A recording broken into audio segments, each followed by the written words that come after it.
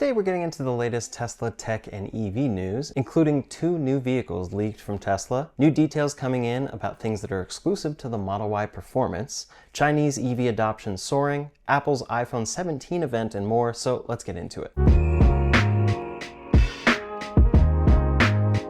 First up today, Tesla's full self-driving package has been widely available in the United States for a long time at this point. They've gone through naming variations, and they've ended up where we are today with FSD Supervised, and Tesla has promised a lot over the years. But regardless of what your thoughts are on how delayed this is, what they're actually delivering, they have been delivering something that has been massively improving as of late in the United States. However, in many other countries, FSD has not been approved or released. In most countries, it has been pending regulatory approval, and now it's officially coming to Australia. Tesla has officially announced that FSD Supervised is launching in Australia. This rollout will happen in stages, and first it's arriving on hardware for Model 3s and Ys, and Tesla says that they are very close to being unlocked in customer cars. This will be available for purchase outright as a $10,100 option in Australian dollars or through a subscription model. Tesla hasn't released the subscription price yet. Every new Tesla sold in Australia will come with a 30-day free trial of full self-driving Supervised for customers to try out on public roads as well. Tesla Australia and New Zealand posted a demo video of a woman getting in and engaging FSD from park once she buckles her seatbelt, saying, quote, FSD Supervised coming soon to Australia and New Zealand. So for many of these customers, they'll be experiencing going from basic autopilot to the latest version 13 of FSD. It really can make you appreciate kind of what we have with version 13 of full self-driving. Again, we're still waiting on what's been promised, but version 13 compared to autopilot is a huge difference. YouTuber Chasing Cars posted Australia's first FSD test drive on public roads and said, quote, that is a freaky sensation. That is better than probably 60% of the drivers on Australian roads. Okay, I'm impressed. This is going quite well. Others had good things to say about this as they were testing it, and it's very interesting to see because it's getting covered in places we're not used to seeing it in the United States.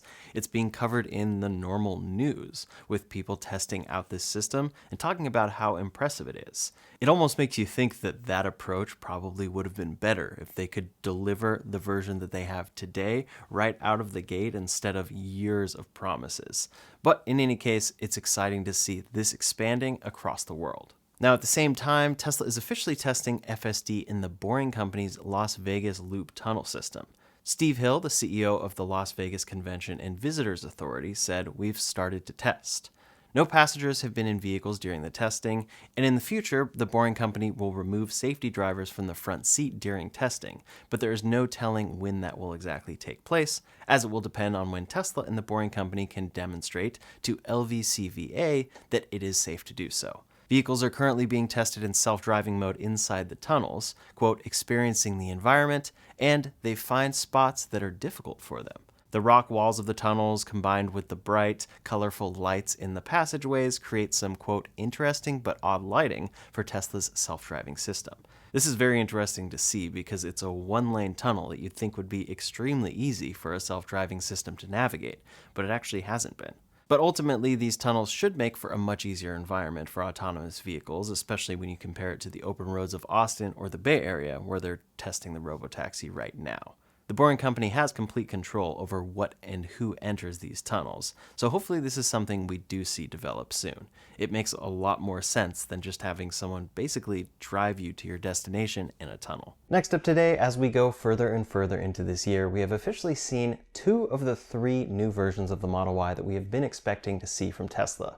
The first came out of China with the Model Y L. That's a longer wheelbase 6-seater, and unfortunately for now it seems like that's only going to ship in China. However, on the other side of things, Tesla just announced, exclusive to Europe for now, the Model Y Performance. That Model Y Performance brings a lot of the upgrades that we expected that they took from the Model 3 Performance, but they did do some other things that are exclusive to the Model Y. One detail I haven't seen too many people talking about is that this includes black mirrors on every single spec of this car. Instead of matching the paint color, the mirrors are black there, which is definitely exclusive to the Performance. Not a huge upgrade or anything, just a specific design choice. Then this is a good good close-up on what these wheels look like. These are the Arachnid 2.0 wheels, and you can see what they look like with the inserts and then without the inserts. Tesla definitely worked quickly here and planned to have these in their stores, so we can see some in-person photos here that give us a good idea of what this looks like. Here's a great one from up front that really shows off that updated front bumper. And then from the rear, we can see that updated rear diffuser, the spoiler, the ludicrous badge, and all of that. Here's what the interior looks like, and there are actually some additional details to notice here. We'll get to that in just a second. Here's another one in diamond black paint. We can see those wheels and how much more aggressive the rear is here. And then from the front, it is interesting because the diamond black paint kind of blends in with that new detail on the front bumper. Now, speaking of the new front bumper, it is funny because we had what we thought was a leak of this car quite some time ago. There was this leaked photo of what the Model Y Performance would look like, but it turned out that this leak was actually someone photoshopping an already existing image of a normal Model Y. However, they actually got that pretty accurate, which is funny to see. This leak that was actually a Photoshop job, maybe it was a little informed, but it came true. In any case, for the interior of this car, there's an exclusive welcome animation. There's also performance badge puddle lights in the front doors. There's carbon fiber trim in the door cards and dashboard. The front sports seats have extra bolstering, just like the Model 3, special piping, they're heated and ventilated, but then they have powered thigh cushion extenders in the front seats. There's an aluminum brake and accelerator pedal, and then of course the screen is updated to be 16 inches instead of 15.4 inches, and it is higher resolution. This also has exclusive drive modes, and one thing we found out as well is that this has launch mode. Tesla guides you through it. You firmly hold the brake pedal with your left foot, fully press the accelerator pedal while holding the brake pedal, wait for launch mode to say it's enabled, and then launch by releasing the brake pedal. This is something that Tesla ships on the Model S and X and the Cyber Beast, but they have not shipped it on the Model 3 Performance, but now they're doing it on the Model Y Performance. An interesting thing there, and one feature that could definitely come there. It probably will come in a software update, but it's interesting that they haven't had it on the Model 3, but it's on the Model Y. Another feature that could definitely come to the Model 3 Performance as well is the startup animation, and really they could put this across the board on all of their cars if they wanted to. It's just a software thing. Now, regarding the ground clearance of this car, it does sit about a ½ inch lower than the long-range version of it, which was expected, but we now have it confirmed. It's sitting at a ground clearance of 6.1 inches instead of 6.6. We can see that it's not just a couple added carbon fiber accents. The panels are different in there. There's carbon fiber pieces within the doors, and they're separating it a lot more than other trims, and they're separating it a lot more than the Model 3 to the Model 3 Performance as well. Again, it's this interesting trend where no matter what the latest Tesla vehicle is, it comes with extra features, even if it's a later trim of the same car. So those are a lot of new details about that Model Y Performance, which is the second of 3 new cars we've been expecting from Tesla. But the third here is the more affordable version of this car that Tesla has talked about coming in Q4 of this year. Now it seemingly has been spotted in Shanghai. Here's a covered up version of the Model Y driving around Shanghai, and at this point they've unveiled the Model Y Performance, so it doesn't seem like it's that car, and this also appears to be riding with 19-inch wheels. Interestingly, in this prototype it seems like they're riding with 2 different wheels on the front and then the rear. So it's definitely a prototype, and many people think that this will be the more affordable version of this car. Some are disappointed that it's the same size as the normal Model Y, but that is what we're expecting from Tesla. Simply the same car with stripped back features on the interior. At the same time though, over at Giga Texas, a Model Y was spotted in the crash test area, and this also seems to be that more affordable model. The reason we think it's that is because it doesn't seem like there's a glass roof on this car, and it's in line with other prototypes. It also seems that there's no front light bar as well, which is something we're expecting Tesla to fully remove on that version of this car. As usual, people definitely could be reading into this, but more prototypes have been spotted at the same time as well, like this one out in the wild. The performance version is out, the Model YL is shipping imminently over in China, so this is something else. But then at the same time, we saw another covered up car that they're definitely trying to cover up well, because it even has something weighing down this cover to make sure it doesn't blow away on the back. This car is definitely smaller than the Model Y sitting in front and behind it. The one sitting behind it seems to be that more affordable car without that front light bar, but this definitely is something smaller. Potentially this is the robotaxi undergoing some crash testing, or it's some smaller version of the Model Y that people really are dying to see. So we still keep seeing Tesla releasing new trims in the Model Y that are more expensive, so they're not fulfilling that promise of more affordable cars yet. But that seems like something that is definitely coming in Q4. The timing at this point makes sense for them to wait until the end of the EV tax credit so they can focus on production of the current trims that they sell and getting as many of those sold. I think the first one we will see will definitely be the same shape as the Model Y. It's probably this one that we see covered up here, and it just has stripped back features inside, maybe a smaller battery pack, and other things like that. But then maybe Tesla will end up making some sort of cheaper vehicle that is smaller. We'll have to see, and it really all just depends on the robotaxi. We know Elon Musk is banking on the robotaxi succeeding very soon here in the US, and if so, that means they don't have to bother making other cars, at least in his mind. But for now, I'll be sure to keep you posted on everything that Tesla is testing and what we are hearing about there. Next up today, we're on the cusp of the federal EV tax credit officially ending in the United States. This is a big deal for electric vehicles as a whole and for Tesla. The deadline here is September 30th, and originally it was communicated that you had to take delivery of your car by September 30th. Now it seems the guidance has potentially changed a little bit to where you just have to enter into a binding contract to purchase a car by that date, and then you can still receive this tax credit at a later date. But either way, Tesla hasn't really given us clear instructions on that part of it, and regardless, this is going away quite soon. So we are seeing some states step in, like California. California is exploring its own vehicle incentive system to replace the ending federal tax credit. The California Air Resources Board is recommending a backfill strategy, offering state-funded point-of-sale rebates, vouchers, or other credits to sustain EV adoption momentum. The proposal specifically includes support for low-income buyers, commercial EV infrastructure, and the possibility of maintaining HOV lane access for certain EVs. That is something that is also expiring very soon here. It's very interesting to see. I actually haven't seen many people talk about that.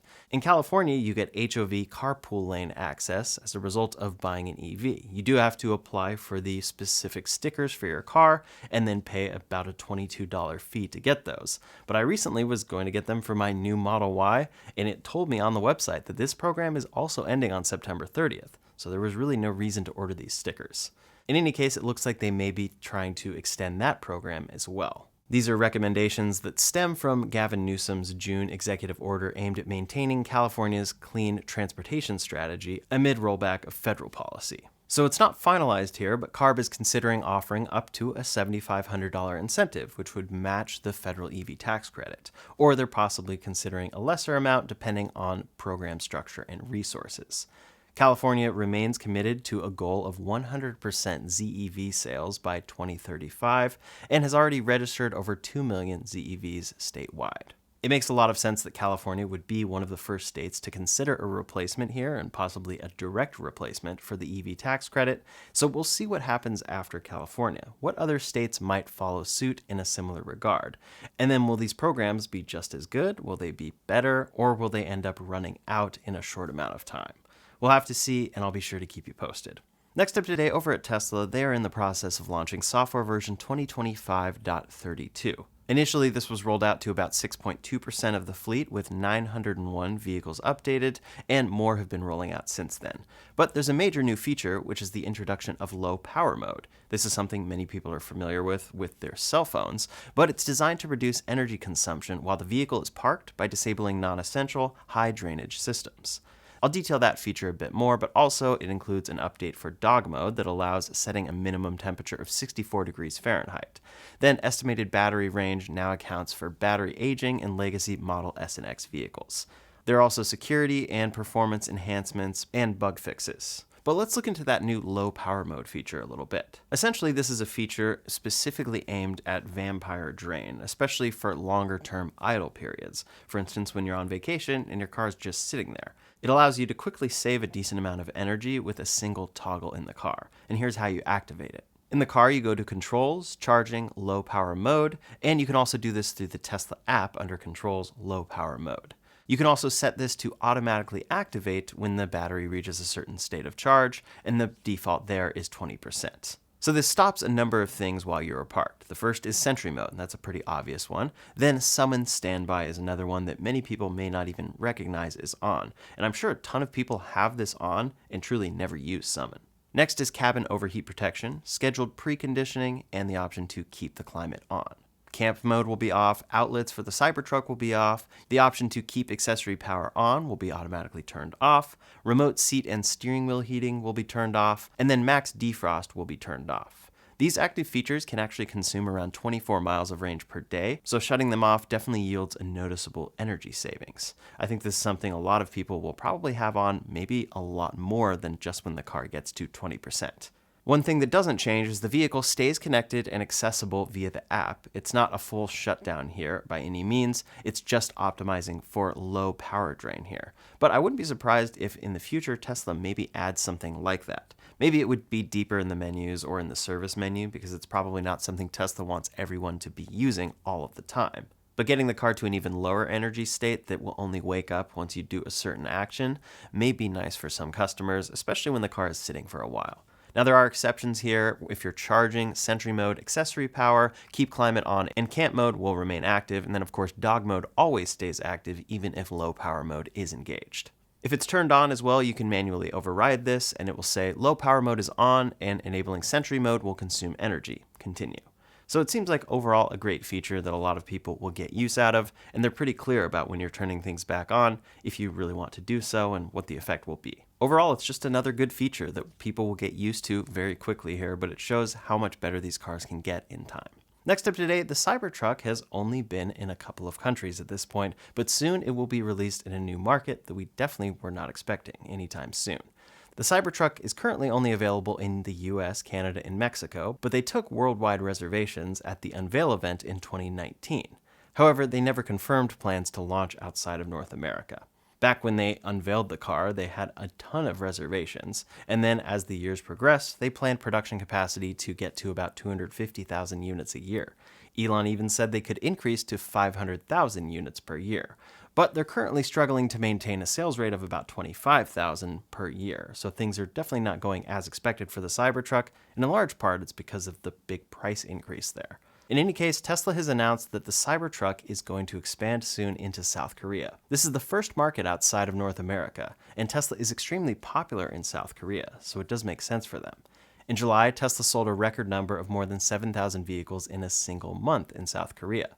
They also have an extremely strong shareholder base there, and they've told South Korean reservation holders to confirm their orders over the next week, as it will start converting reservations into orders. They did this when they expanded into Canada and Mexico, so they're following the same basic procedure here. You have to confirm between August 29th and September 4th, and then, quote, if you do not confirm your order within the specified period, your original reservation date will not be recognized. Now, of course, the Cybertruck is still plenty expensive there. It's starting at 145 million South Korean won, or about 104,000 US dollars. This is about $24,000 more expensive than it is in the United States. So we'll see how it does there. Ultimately, it seems like the Cybertruck will probably be a niche vehicle unless they figure out how to make it a lot cheaper.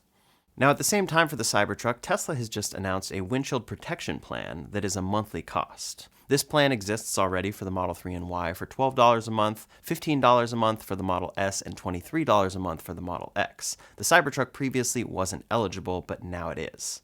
It's something that is only available on new Cybertrucks, though. The cost here is $35 a month for the Cybertruck, and they say your first front windshield replacement comes with no deductible. If another replacement is needed, within the 12-month period, a $100 deductible will be applied. The other way you can subscribe is by getting your car inspected, so they ensure the windshield is already good to go, and then you can sign up. But if you're taking delivery of a new car, you must enroll within 30 days of delivery. Really, this shows us how much more expensive the Cybertruck windshield is than all the rest, because it's $35 there compared to $12 a month for the Model Y and 3.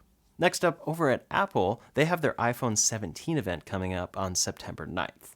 They officially sent out save-the-date reservations to the media on August 26th, saying to mark the date. Their awe-dropping event is happening September 9th, streaming live at 10 a.m. Pacific Time, 1 p.m. Eastern Time from Cupertino. What's expected here are 4 new iPhones. They're unveiling the iPhone 17, the iPhone 17 Pro, and iPhone 17 Pro Max, along with the new one, the iPhone 17 Air, which should be ultra-thin. The Air will really take the spotlight, and it's expected to be Apple's slimmest phone ever, coming in at approximately 5.5 millimeters thick, sporting a 6.6-inch display as well. For the Pro models that are getting an upgrade, the rear camera bar is getting an updated design, the telephoto lens will come in at 48 megapixels, and then they're planning for vapor chamber cooling for better thermal performance overall. Then, of course, this will come alongside a software redesign that we've seen already. This will be the launch of iOS 26 with their liquid glass UI. Then, at the same time, more gear is incoming from Apple and could be announced at this event. We expect Apple to announce a Watch Series 11, a Watch Ultra 3, and AirPods Pro 3, which expands definitely just beyond phones. In general as well, they're expected to announce new 5G capabilities and processor upgrades pretty much across the board, as we always see. What I'm most curious to see is what Apple says about AI. Their last big event was all about AI, and then a lot of that didn't come to fruition. In fact, a lot of people bought their last phone expecting that they were getting a lot of Apple Intelligence features on that phone. They delivered some of them, but definitely didn't deliver on most of what people were actually hoping for there. At the time, I said that the iPhone 17 was probably the one to wait for because their features would finally be ready for that phone, and now it seems like they actually will not be. It kind of feels like a repeat of last year's event, so it probably will be a lot more focused on the hardware itself and that iPhone 17 Air. I'm very curious to see how that comes to be and how popular it is, because it's expected to only have one camera, maybe a very functional camera, but that's a downgrade from 3 cameras that people have on Pro phones and are used to at this point. However, it will be ultra thin and may be considered kind of the most exciting new iPhone from Apple. Next up today, over in China, electric vehicles have reached a tipping point, surging to a 51% market share. Now, it is worth noting that these are electric vehicles that are battery electric vehicles and plug-in hybrid electric vehicles, but they now make up the majority of new car sales in China, holding a year-to-date market share of 51%. This is a significant milestone that definitely shows EV dominance over in China specifically. In 2024, global EV production reached around 17 million vehicles, and China was producing about 12 million, which is over 70% of the world's total EV output. Only 1 million of those were sold outside of China, though, so 11 million of those were sold within China. BEVs themselves account for 31% of China's overall passenger vehicle market, which shows rapid growth there. There's momentum already in China, but a lot of this is government-driven as well, because there are tons of subsidies and incentives for companies to make good electric cars at an affordable price, and there really are tons of options over in China. Their expansion is very interesting to watch in other markets like Europe, and we're seeing companies like BYD really expand there and kind of take over the market. But it really is showing that it seems like it can be done quite well. Over half of new vehicle sales in China are electric to some degree. For EVs in general, they're actually getting a temporary bump thanks to the expiring federal tax credit. I've talked about this a lot with Tesla, that the federal EV tax credit disappearing will function as a really great incentive, a sales incentive for them, at least through the end of September. And now we're seeing that across the whole market. Consumers are rushing to cash in on the $7,500 incentive before it expires on September 30th. For August, EV sales reached an all-time high in the US, with BEVs accounting for 12.8% of all car sales, a 3.2% point year-over-year bump, and a 1.6 point increase from July. Automakers are also adding further incentives, offering an average of $6,700 in discounts per unit, up from $5,200 in July. So the average transaction price for an EV is getting down to $44,300, which is lower than the average for gas cars, which is at $45,700. Inventory as well is tightening, but we are expecting a slowdown to potentially come right after this tax credit disappears. So it will be very interesting to see what happens specifically in Q4 in the United States. For Tesla, we know that they're planning to launch the more affordable version of the Model Y, an entirely new trim, sometime in Q4. And then there are plenty of other automakers, Ford, VW, and Toyota, that say they're committed to more affordable EVs in the US. So the hope is that a lot of people will rush to take advantage of these deals right now, but over the coming months and years, we'll actually see cheaper models that make that EV tax credit disappearing not the biggest deal in the long run. But back to China, where things are already quite affordable, the first EV with a semi-solid-state battery has launched for under $15,000. SAIC unveiled the MG4, which is the world's first mass-produced EV with a semi-solid-state battery. The semi-solid state version, when converted, comes in at about $14,300. This is an interesting milestone to see because it's not that full fruition of solid-state batteries, but it's kind of an in-between between the technology we have today with EV batteries and what we're hoping to achieve in the future with a lot of promises from solid-state batteries. Either way, it's still coming in cheap with this semi-solid state battery, and this car generated a lot of interest with 10,000 pre-orders placed within just 39 minutes and 37 seconds. That's all the latest Tesla tech and EV news for today, so in the meantime, if you want to see a full video breaking down Tesla's new Model Y performance, you can check that out linked up here or in the description below. Thanks so much for watching, and I'll see you on the next one.